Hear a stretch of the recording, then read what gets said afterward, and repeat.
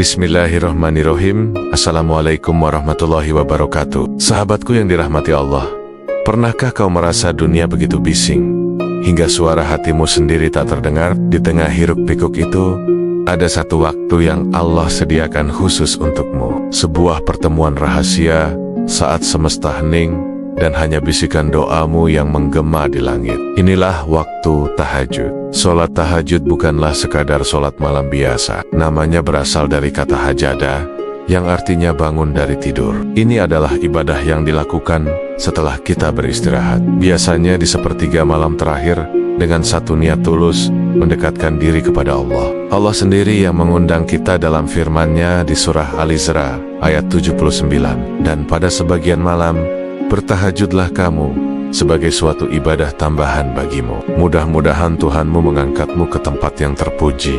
Tahajud adalah cahaya bagi hati, rahasia para wali, dan jalan sunyi menuju keintiman dengan Sang Pencipta. Lalu, kapan waktu terbaik untuk menyambut undangan istimewa ini? Waktu tahajud membentang setelah sholat Isya dan setelah kita tidur, hingga fajar menyingsing. Namun, puncaknya, waktu yang paling utama adalah di sepertiga malam terakhir, kira-kira antara pukul 2 hingga 4 dini hari. Di Sot Inailah, seperti yang disabdakan Rasulullah Shallallahu Alaihi Wasallam, Rob kita turun ke langit dunia dan berfirman, siapa yang berdoa kepadaku, akan aku kabulkan. Siapa yang meminta kepadaku, akan aku beri. Dan siapa yang memohon ampun kepadaku, akan aku ampuni. Bayangkan, Allah sendiri yang bertanya, menanti permintaan kita. Betapa ruginya jika kita melewatkan momen emas ini. Mungkin ada yang bertanya, berapa rakaat sholat tahajud?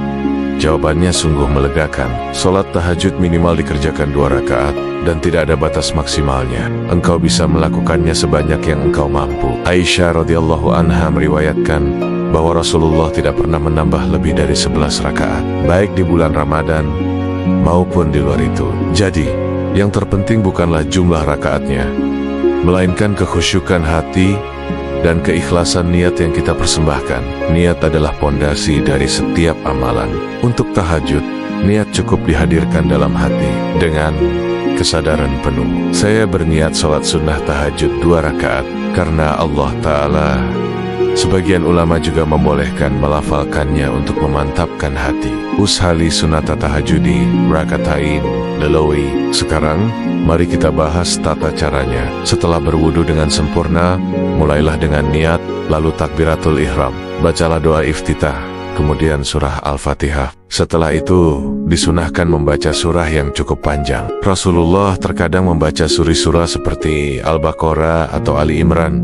Namun jika terasa berat, bacalah surah yang lebih ringan seperti Al-Alaq atau Al-Kafirun. Lanjutkan dengan ruku, itidal, sujud, duduk di antara 2 sujud, dan sujud kedua. Bangkit ke rakaat kedua, bacalah Al-Fatihah. Lalu lanjutkan dengan surah pendek, misalnya Al-Ikhlas. Sempurnakan dengan ruku, sujud, hingga duduk tasyahud akhir, lalu ucapkan salam. Jika ingin melanjutkan, lakukanlah dengan format yang sama. 2 rakaat, 1 salam. Setelah salam, jangan terburu-buru. Inilah saatnya engkau menumpahkan seluruh isi hatimu. Berdoalah dengan panjang, dengan hati yang lembut, karena Rasulullah bersabda, pada malam hari terdapat 1 saat yang tidaklah seorang muslim memohon kebaikan dunia dan akhirat, kecuali pasti akan diberikan kepadanya. Dan itu terjadi setiap malam.